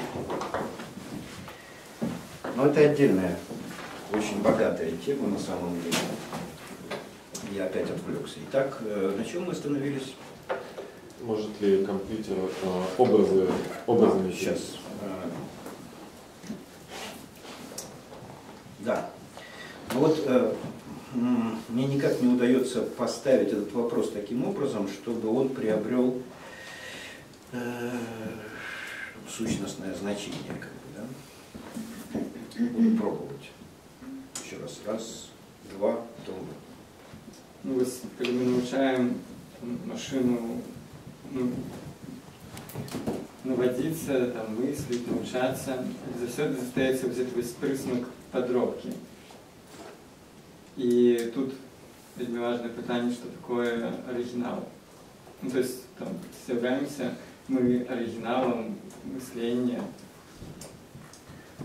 Тут можно сказать так, что продолжение этой мысли, если позволите, что человек получил себя как бы не от себя, то есть он себя как бы не создал, да, то есть он не знает, почему мы появились, каким образом, да, это все такая проблематика. А компьютер мы создали, и поэтому мы к нему относимся вот, с таким ощущением некой искусственности. Но на самом деле, скажем так, это большой вопрос, а что будет дальше? И мне кажется, что это тоже не совсем грамотный аргумент. То есть компьютер просто пока не достиг такой же цели. Да, мы не знаем про себя, но... Да, но это тоже слабая мысль. Я ее сказал, да, что эволюция компьютеров, эволюция машинного, так называемого интеллекта насчитывает меньше столетия. Что будет через столетие, нам и представить себе сложно, как бы, да? Но мы не занимаемся футурологией, прогнозированием и гаданием. Мы сейчас разбираем вопросы мышления. И искусственный интеллект для нас есть модель, которую мы рассматриваем для того, чтобы понимать человеческое мышление. Точно так же, как и то, что с животными происходит. Так, сейчас давайте тогда это самое вы, потом вы. У меня был вопрос на тему того, что мы всегда создаем вот эти образы, мы пытаемся что-то поделить. Можно привести пример тут сложность нахождения в камере депривации сна? То есть когда человека лишают вообще любых фактических ощущений, остается такая чистая мысль, и практически всем, за исключением одного человека, не знаю, исследователя, очень тяжело там находиться долгое время, то есть ты условно разваливаешься, потому что некуда... Никому не удавалось больше нескольких десятков минут продержаться в сенсорной депривации. Забыла фамилию дяди фаната. Я не знаю. Целую книжку написал. Вот он там, суммарно много часов провел. Суть в том, что нету тех ощущений, к которым можно привязать мысль, ее анализировать. Можно связать с тем, что мы всегда ищем какие-то маяки в тех же тактильных, звуковых, визуальных ощущениях. Можно, но и вот сказать, что не вот стоит этого так делать. мы помещаем сам образ. То есть машина теоретически же может существовать вне окружения, отрабатывать свой алгоритм. Я просто пытаюсь понять вот эту вот разницу, можно ли противопоставить человека и машину. Вот понимаете, это связано с опознаванием кошкой себя в зеркале. Я уже произносил эту фразу относительно индивидуальности в прошлый или позапрошлый раз. Знаете, индивидуальность человеческая – это не только уникальность. Каждый из нас уникален. И кошка уникальна. Вообще любая вещь единичная, уникальна. Но индивидуальность состоит еще в преемственности. То есть мы удерживаем себя от младенчества до смерти, как я, одно я. Да? Когда вы выключаете компьютер, куда исчезает я компьютера, если оно не существует? Почему мы спрашиваем про локализацию образа? Я не потому, что мне нужно образ в машине брать. Мне плевать на это. Вообще меня машинный интеллект не интересует. Более того, я знаю точно, что мышлением называется то, на что не способна машина. И никогда не будет способна. Только то и будет мышление. Да? То есть, можно сказать, что вот это вот познавание себя как я, это если бы машина вспомнила про свою прошлую сессию включения и связывала бы их, что это была она одна и та же.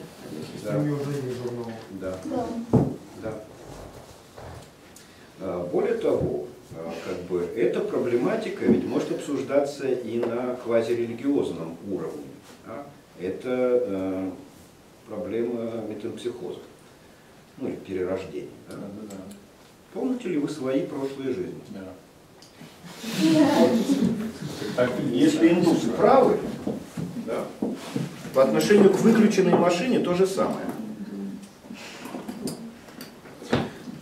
Так, у вас был вопрос. У меня реплика, что сейчас есть нерешенная проблема создания интеллекта. Она заключается в том, что невозможно внести все образы одного предмета в машину. И невозможно научить машину проводить аналогии между этими образами. То есть для того, чтобы машина начала распознавать предмет, допустим, зонтик, то мы должны в машину внести все возможные варианты интерпретации зонтиков. И как только размер, цвет или ширина не будут совпадать, машина не сможет его распознать. Не очень понятно. Такая же проблема была в 60-е годы с распознаванием шрифтов, например, и букв. Ну, теперь она преодолевается достаточно легко. На этом этапе сейчас развитие искусственного интеллекта невозможно дальше. То есть это Нет. Думаю, что не это является препятствием, ни в коей мере. Это, Да, это проблема сегодня техническая. Я думаю, что она преодолима. И она преодолевается, например, в таких вещах, когда делают эволюционные симуляции на компьютерах. Да? Когда, например, из какой-то штучки, даже технического устройства или квазибиологического устройства, потом развивается нечто. Причем с самообучением, с обратной связью, например, можно опробовать какие-то вещи на манипуляторах вовне, да, потом это поступает в качестве обратной связи в машину, она дорисовывает какие-то вещи, и появляются некие почвары. Это все преодолимые штуки.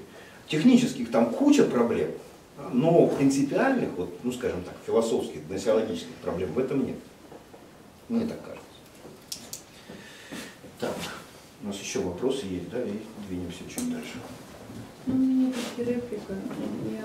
Просто эволюция мышления, предметно-действенное, наглядно-образное, то, что вы кажете, словесно логично. Эти виды мышления, навмысные, не сказали, не дифференцировали. Не, они меня не интересуют. Просто кажется, например, для деток, то наглядно-образное мышление, то, что они образами мыслят, и то, что мы уже кажем на рефлексии, то другие уровни, может быть, мышление. Понимаете, это все пройденный этап, это все уже архаика науки, психологии, философии. Это все уже... Отметность человеком уже в этой рефлексии, например, Подождите, это другой разговор. Это никакого отношения к наглядно-образности, еще чего-то не имеет. Так, я все равно генетично наглядно-образно ранее. С чего взяли генетично? Потому что у маленьких деток котка может бачить мышку, где нема. И детки также. И детки. И вось уровень генетично. Понимаете, фокус состоит в том, что ничего со второй части, которая никак не связана с генетикой, в генетике нет. Культуры в генетике нет. И все, поэтому мы можем про это забыть. И с каждым поколением доля культуры в человеческой сущности возрастает. Каждое поколение не улучшается в плане генетическом, природном, но в культурном плане растет и, или деградирует. Я не знаю. Да? Сегодняшние детки оперируют с такими техническими устройствами, которые, наверное, не знаю, я бы в этом возрасте просто не знал бы, с какой стороны подавить. Да? И это делают детки. Эти детки уже не учат таблицу умножения. Они, между прочим, не пишут прописи, как мы, делая от простого к сложному там какие-то упражнения, чтобы научиться писать, читать и так далее. Они этого всего достигают совсем другими способами. Потому что культурная составляющая, да, во-первых, накапливается постоянно, видоизменяется. А во-вторых, она становится доступной деткам в самом раннем возрасте. И они уже другие, они не такие, как мы. Другие. Хотя генетика, болезни свои, болячки, травмы, мы им все передаем с генетикой. Ладненько, надо заканчивать. Итак, знаете, какая штука? Меня все эти вещи абсолютно не волнуют на самом деле. Не то мыслят ли животные, не то может ли машина мыслить. Я знаю, что животные не мыслят, а машина мыслить не может. Рассуждения эти всем не нужны для следующего. Понимаете, если мы имеем дело с сегодняшним человеком, который живет в эпоху, скажем, бурных перемен и инноваций, то накопленный нами культурный багаж, культурный опыт, которым все предшествующие поколения страшно гордились и как большую ценность передавали его следующим поколениям, сегодня должен был быть признан ни на что не пригодным. То есть еще в 60, 70 лет назад, даже 50 лет назад, когда меня учили в школе, учителя были преисполнены иллюзией, что то, что они сообщают мне и моим ровесникам в школе, пригодится нам на протяжении жизни. И что мы будем жить в мире, где все, чему они нас учат, будет продолжать цениться, будет иметь ценность. Сегодня только самые тупые учителя могут так думать. Ученики же, даже самые тупые, уже так не думают. И они точно знают, что все, чему их учат в школе, придется пересмотреть уже в следующем классе. Или переинтерпретировать, общаясь в социальных сетях через смартфон. Поэтому встает следующая проблема. Как мы можем вообще построить систему образования? Как мы можем построить семейное воспитание? Когда понимаем, что весь опыт, который мы имеем, не пригоден для этих деток, которые живут в мире, который нам непонятен. Поэтому то, что мы знаем, им для существования в этом мире точно бесполезно. И обратите внимание, тогда проблемы, которые мы ставим по отношению к искусственному интеллекту, а именно, как научить машину обыгрывать шахматиста или там в игру Бог, каким образом добиться лучшего распознавания образов и адаптации машины к быстро изменяющимся условиям ее машины существования и функционирования. Все это имеет практическое значение не только для создания все более сложных, утонченных машин, но для простого человеческого общения с детьми, для воспитания и обучения. И в этом смысле утрачивают свое значение самые фундаментальные категории культуры по отношению к этой проблематике, которая стоит перед сегодняшним мышлением. Ну, например, разделение людей на старших и младших. Оно становится весьма сомнительным. Если по отношению к совсем малым деткам это сегодня незаметно, то по отношению, например, уже к подросткам, студентам и так далее, это со всей очевидностью видно. Поэтому сегодняшние молодые люди обладают гораздо большей способностью не только к адаптации в современном мире, но и извлечению из него разного рода полезных прибамбасов. Например, зарабатывание денег, обустройство там, и так далее, и так далее. Да? При всем при том, что они не знают таких элементарных вещей, без которых наше существование казалось просто немыслимым. Мы в шоке, да? Когда они там не читали основополагающих книг. Таблицы умножения многие не знали. Да. Проделывая вычисления, вот когда нас учили, например, арифметике, я в 1 классе, помню, прихожу, меня спрашивают, ну, всех учеников спрашивают, там, умеете считать? Ну, там, несколько рук поднимается, да, мы умеем считать. И училка спрашивает, до скольки? Ну, и там дети, одни говорят, до 10, там кто-то говорит, до 20, когда до меня в очередь доходит, я говорю, как это вообще? Я не понимаю вопроса. Типа, если я умею считать, то я умею считать. Я уже тогда как бы был вот такой сообразительный. А представьте себе, современного ребенка бы так спросили, который уже в магазин ходит, там, миллионами оперирует. До скольки? До миллиона умеешь считать? В наше время это казалось запредельные вещи. Да? Сегодня мы живем в мире, когда дети не боятся таких вещей, которые нам были, казались просто фантастическими. Так вот, одно дело научить машину играть в шахматы и обыгрывать шахматистов. Да? Другое дело подготовить поколение белорусов, чтобы они могли адаптироваться в этом мире и обыгрывать других, вырываться вперед. И эта задача невозможно, ее невозможно решить, не разобравшись с той компонентой мышления, которая не является вот природной. Да? То есть не с хардом надо разбираться, а с самообучающимся софтом в человеке. И разбираться с этим надо, не только решая вот эти вот простые постановочные задачи. Ну типа привить машине способность локализовать образ. То есть то, как оцифровать необходимые условия оперирования машины во внешнем мире, оцифровать и записать в программу, в алгоритм, мы умеем, мы знаем. Есть ли при этом образ, мы не знаем. Но образ нужен человеку, потому что человек имеет дело с объектами.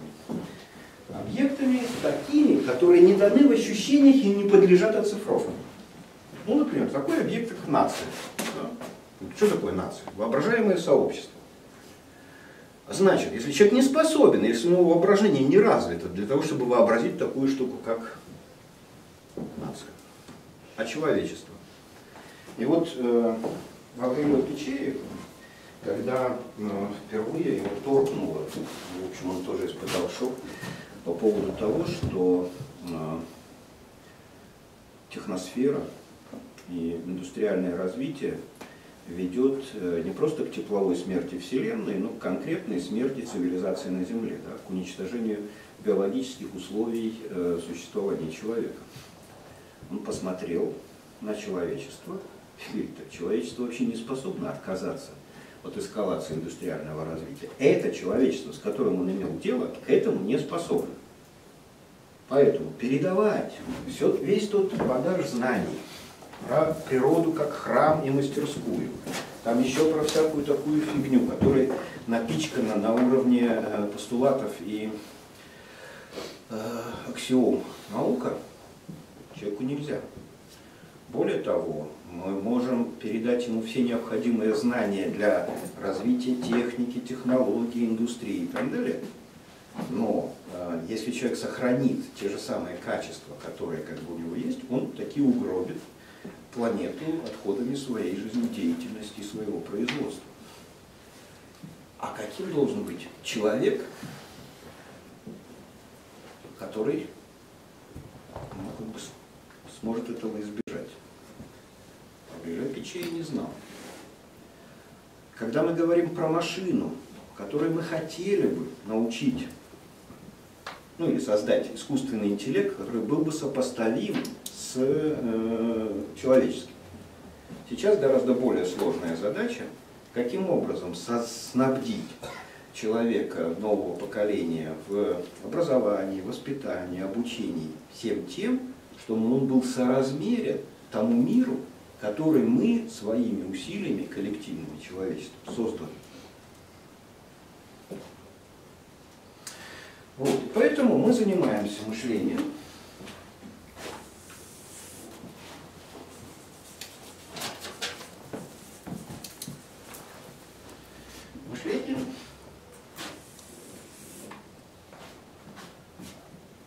сохраняя вот эту самую идентичность,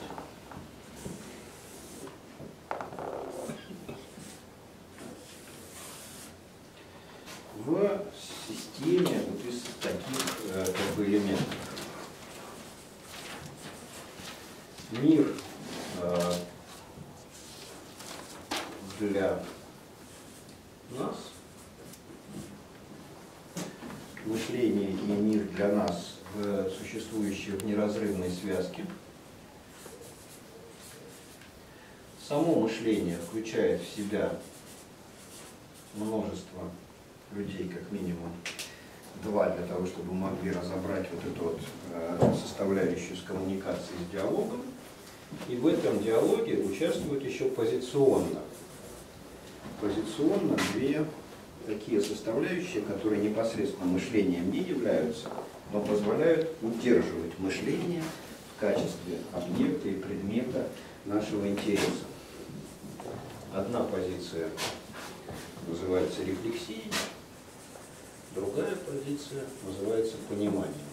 Ну и в нашей методологической графике, хоть мы и редко обращаемся к такого рода зарисовкам, мы их обозначаем таким образом. Позиция со звездочкой – это позиция рефлексии, позиция с заштрихованной головой у морковки, позиция понимания.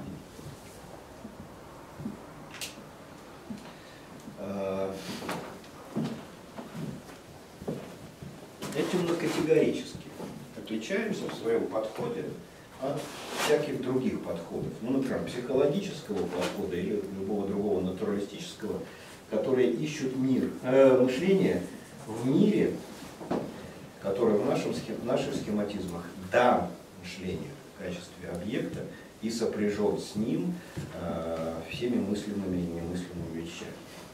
Мы отличаемся от спекулятивных рассуждателей, философов, которые занимаются так называемым чистым или абстрактным мышлением, которое никак не связано с миром и не связано с пониманием другого. Потому что понимать можно то, что возникает именно в коммуникации. То подлежит пониманию, что составляет предмет коммуникации. Можно понимать текст, произносимый другим, можно понимать другого как иного человека. И можно понимать ситуацию, в которой мы находимся. Вот три предмета, на которые направлено понимание. И рефлексия. Рефлексия, которая позволяет удерживать самого себя, я, на протяжении всех изменений, кардинальнейших изменений, которые происходят с человеком. Мало того, что я как младенец, который, в общем, мало чем отличался от кошки, я в период своего наивысшего расцвета, так называемого в психологии периода Акме, расцвета, ну и в период старения, это все равно я. Я очень сильно отличался во все эти 60 лет, прожитых на этом белом свете. Но это я. Я сохраняю себя в качестве я на протяжении всех этих вещей. А не дай Бог случится бессмертие и гибернетизация человеческого тела, да, и мне начнут заменять органы на всякого рода прибамбасики и так далее, я смогу жить еще дольше, и я буду осознавать себя, как та машина, про которую мы думаем. Да?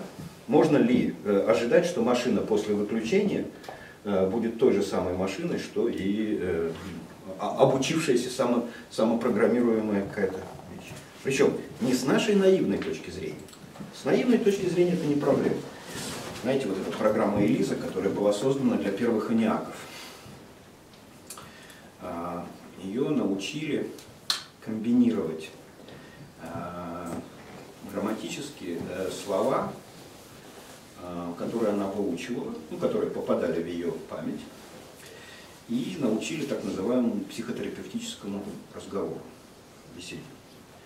Когда, например, машина отвечает или дает реплики на основе комбинации тех слов, с которыми к ней обратился собеседник. Ну, например, собеседник говорит: что-то сегодня погода не очень. На что машина, рекомбинируя, придавая вопросительную интонацию, ему печатает: вам нравится сегодняшняя погода? человек начинает рассказывать, вы хотите об этом поговорить? Конечно. Уже вот эта примитивная машина Элиза, программа Элиза, еще в начале 50-х годов вводила людей в заблуждение. Они думали, что они разговаривают посредством вот этой вот как бы печати, потому что тогда они печатали как бы, машины только, с очень приятным человеком. Все это было сразу же, изобреталось, потому что Тьюринг еще в конце 40-х годов сформулировал свою знаменитую задачу, да, по поводу того, как можно ответить на вопрос, может ли машина мыслить. Если она способна будет обмануть человека, говорил Тьюринг, ну и дальше там, соответственно, конфигурацию из 3 собеседников построил. Да? Вот. Чуть ли не каждый год приходит сообщение, что наконец-то эта задача Тьюринга решена. На самом деле ни хрена не решена, как это видно из шахматистских этих самых экспериментов ИГО. Да? Вот, рефлексия — это то, что позволяет удерживать все это как разное. Мир, коллективно распределенное мышление, понимание людьми друг друга, участвующих в этом коллективном мышлении, и все это собирается на субъектности. Либо я, либо мы. Ну, наверное, на этом я вынужден закончить, иначе мы никогда не закончим. Ну, давайте об этом отдельно. А сейчас реплики, замечания, суждения по всему курсу. Да. По прошлой лекции спросить. Вы говорили, что когда Ньютон создавал свои концепции, он их не создавал, а лишь оглашал те знания, которые были до этого, как в суде. То есть не судья выносит приговор, а весь судейский процесс выносит приговор. Да? Ну, я бы совсем не отказывал Ньютону в привнесении. Ну вот я и хочу спросить, есть ли у Ньютона какая-нибудь уникальность? Если есть, то как это проследить? Да, безусловно. Есть, и, ну и много всего там есть. С Ньютоном можно было бы долго разбираться, хотя бы для того, чтобы знать, а что он, собственно, делал. Кто он был вообще? Он? Ученый. Он-то считал, что он разгадывает замысел Бога с помощью выяснения того, как фурычит Божье создание. Скорее уж он был теолог. Ну да, он алхимией занимался. Ну, всякими такими штуками, да. Вот. Тут я бы немножко иначе ставил вопрос. Знаете, вот в сциентизме, позитивизме и марксизме существует установка, недооценивающая индивидуальную творческую способность человека. В этом смысле, опять же, в диамате, в марксизме не зря получила популярность статья Плеханова, которая называлась «О роли личности в истории». Страдающий историцизмом, как это Поппер назвал, марксизм претендовал на открытие объективных законов развития общества, при которых все, что должно произойти, будет происходить точно так же, как это приписывают законы природы. Но только общество имеет другие законы, но тем не менее их можно точно так же познать якобы как законы природы. Да? Поэтому, например, если бы Наполеона удушили в колыбели, да, то был бы кто-нибудь другой и делал бы то же самое. Да, утверждает, например, вот такая историцистская концепция. Не было бы Ленина, был бы кто-нибудь другой. Это было бы уже совсем другое. Это вранье. Это полное вранье.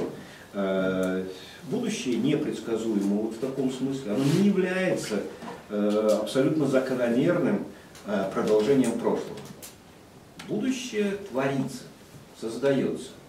И человек соучаствует в этом творении. Знаете, как скажем, Форд. Что такое Форд? Машина, человек. Есть человек Форд, да? Есть машина Форд. Вот человек создал машину Форд.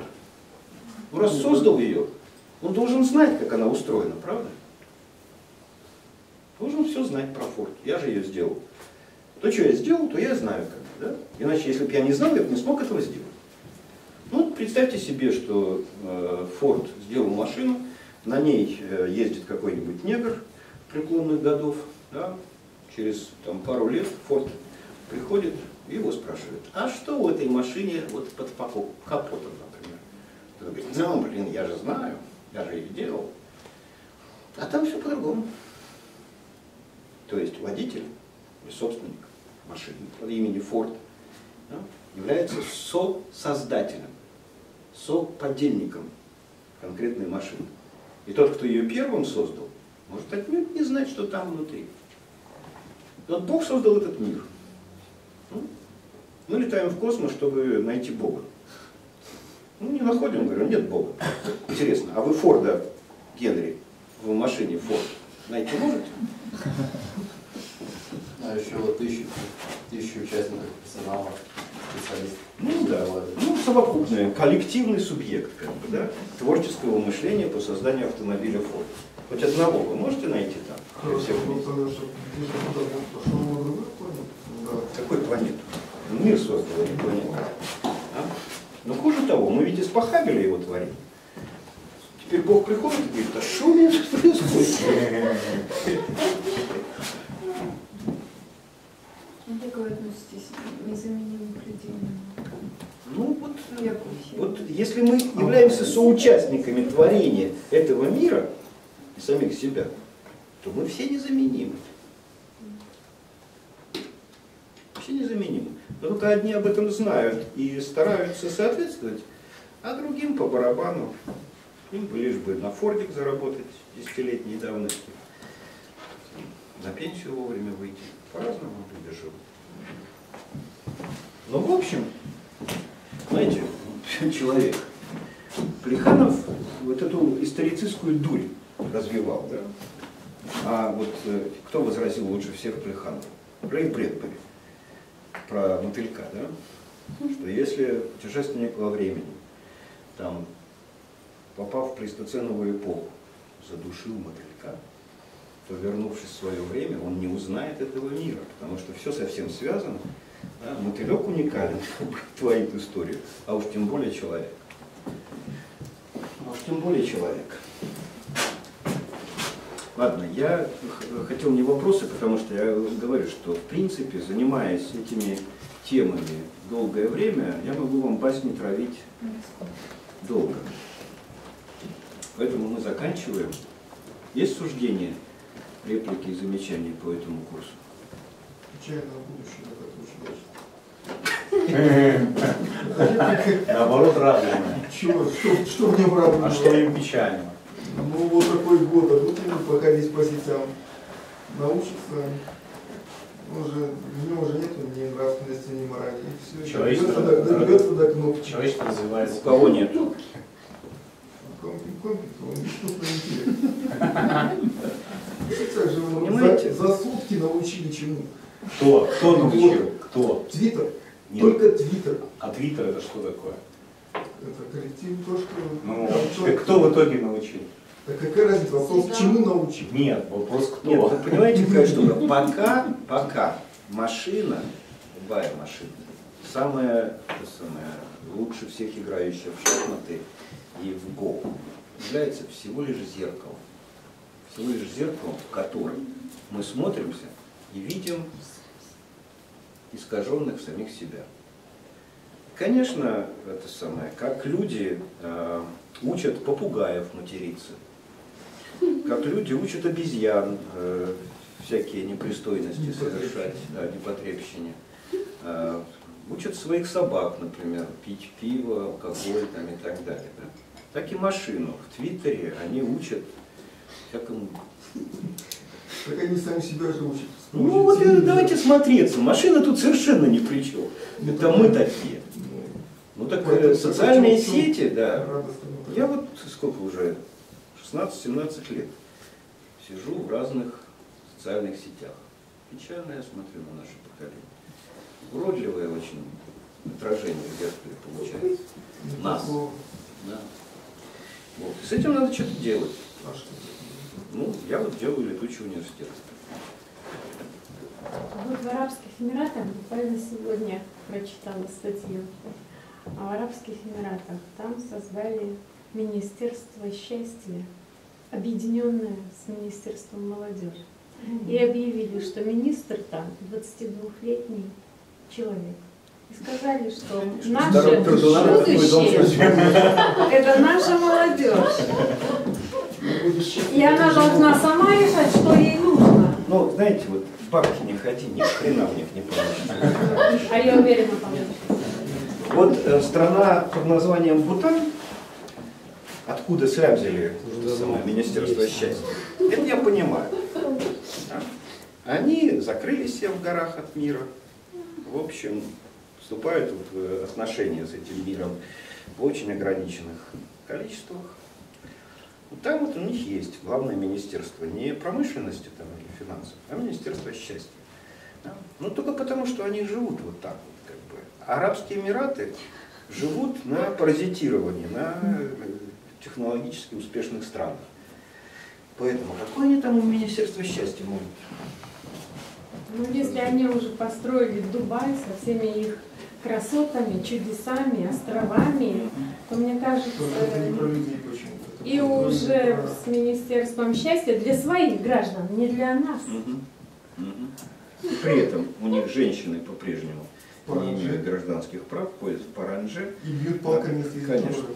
А вы знаете, а счастливы ли они при этом? Вот в чем вопрос. С вашей точки зрения, они могут быть любые, но вы же их точку зрения не смотрели, я тоже не знаю. Я не представляю себя женщиной в Арабских Эмиратах. Но, не представляю, честное слово. Но они-то, мы же не знаем. Вот, кстати, к вопросу. Понимаете, какая штука? Если вы правильно мыслите, то вас не ввести в заблуждение такого рода фейковыми новостями. Почему они такие, как вы думаете? Они могут быть совершенно не такими, как вы их себе представляете в реальности. Нет, я много чего не представляю себе в этой реальности, в этом мире. Да, и понимаю, что уже и шансов-то особо не имею. Да? Но если я пытаюсь вместе с вами, например, здесь, да, заглянуть в суть вещей, или, как говорит Олег Игоревич Генесарецкий, поупражняться в сути дела. Первым делом я должен быть озабочен тем, чтобы вы всякую херню в голову не брали себе. Ни эзотерические всякие учения, ни квази-псевдонаучные построения, ни пропаганду, про которую мы говорили и так далее. То, чему научается человек, который не может сам по себе мыслить, потому что мыслит коллектив. Да? То, чему может, в общем-то, научаться человек, это защищать себя от лжи, вранья и всякой фигни, которые на нас сваливаются сегодня. При этом на это работает огромная индустрия.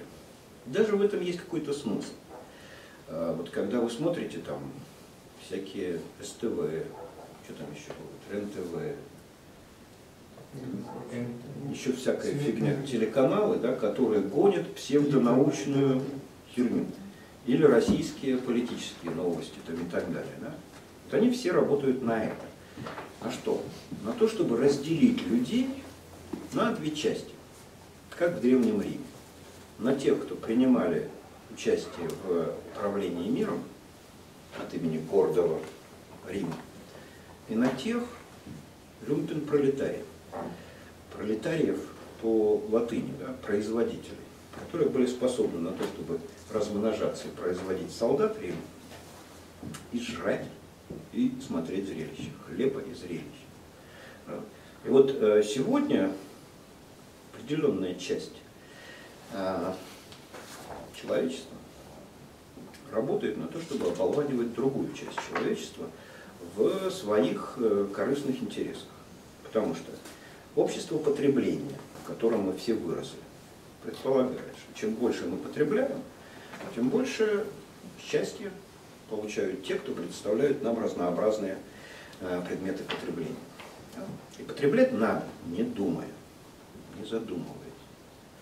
И сегодня я не знаю, насколько сознательно. Думаю, скорее несознательно, а просто из чувства здорового сволочизма. Огромная индустрия работает на то, чтобы воспроизводить вот ту часть людей, как в Древнем Риме, да, пролетариата, способных только трахаться, размножаться и потреблять всю вот эту... Конец слова «потреблять». Но почему вы считаете, что счастье заключено только в таких узких рамках? У меня есть основания предполагать... Я вообще ничего про счастье не считаю. Ну, мы вот как-то это развиваем. У меня есть основания предполагать, что тот самый 22-летний человек, который уже стал министром, просвещен ничуть не менее нас с вами. Да я помню человека по имени Вы же этого тоже не можете знать наверняка. Людей умных в мире очень много.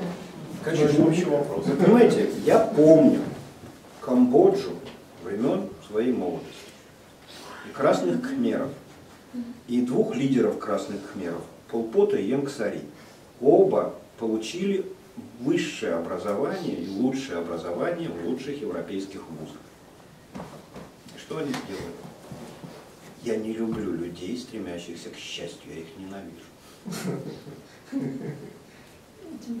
Есть такой сериал «Черное зеркало».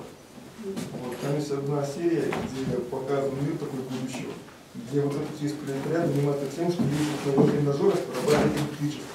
И вот он ездит на велосипеде, перед ним телевизор, да, и вот он в комнате тоже, он не может быть один там все время. Вот он вырабатывает электричество, да, и для него, да, показывают шоу. Вот есть такой вот и есть мир. Вот он едет, да, там. Ну, эта идея стара как мир, но я вам хочу сказать, она что, вот сейчас это превращается. что, как правило, все новое очень сильно ненавидится. Ну, все. Нет, а в этом нет ничего нового абсолютно. Понимаете? Железной рукой загнать к счастью стремились самые добрые люди. Ну ладно. У всех, наверное... Нет, просто не надо думать за другого в категории счастья. В принципе. Про себя даже не надо думать в этих категориях. Счастье бывает. И это огромная радость, когда бывают минуты, секунды счастья. Понимаете? Но оно не может быть искомым. Это подарок, дар небес, я не знаю, чего еще. Будьте счастливы в эти минуты, но не длите их. Иначе счастье станет... Может, сначала нужно ознакомиться счастье с тем, это... что они под этим подразумевают? Да блин, вот не тратьте время. Подразумевает. Читайте лучше мои книжки. Зачем за этим подходить, так? Если бы они еще попробовали реформировать шариат, я бы сказал, но интересные люди, надо подумать, что они там делают. Задачи надо ставить правильно. Пока есть шариат, на этом самом Аравийском полуострове, понимаете? Как в Кинзадза, Пацаки, 8 цаки и радуемся. Последний указ. Орлов хорошо называл 4 министерства, которые существовали в придуманном им океане. Помните как? Министерство мира, которое занималось войной, Министерство любви, которое занималось пытками, дознанием и так далее, да, аналог гестапо или КГБ, Министерство изобилия, которое поддерживало дефицит, чтобы все жрали только шоколад Победы и пили джин Победа, который пить невозможно. Еще что-то было. Правда. Министерство правды, да, которое каждый день переписывало историю. И записал на военных. Поэтому как только появляется что-нибудь такое, вроде Министерства правды, мира, счастья и любви, я понимаю, читайте классику. Вы делаете что-то противоположное вот этому мышлению, которое нам сегодня объясняли. Почему? Потому что вы все время возвращаетесь к старому народу. Потому что не надо повторять старых ошибок. Для того они и даны нам, чтобы их не повторять. А это повторение. Да. Ну ладно. Я в Арабские Эмираты не собираюсь. Если вы хотите, поезжайте. Меня еще до сих пор удивляют люди, которые видят в индийской философии там какие-то штуки, да? При этом они рвутся в Индию, приезжают, жить там не могут. Антисанитария, это самое, оборванцы, обманщики и так далее, да? И спрашиваешь, ну, ребята, вот эти люди исповедуют то, чему вы пытаетесь учиться, и то, чего вы пытаетесь сделать своим мировоззрением. Вы хотите быть такими же, как... Не. Вот они же с детства живут в этом. Ладно, раз нету ничего. Я тут хотел зачитать отрывки из своей статьи. Тогда спасибо за внимание. Спасибо. Вы мне дали возможность сообразить кое-что.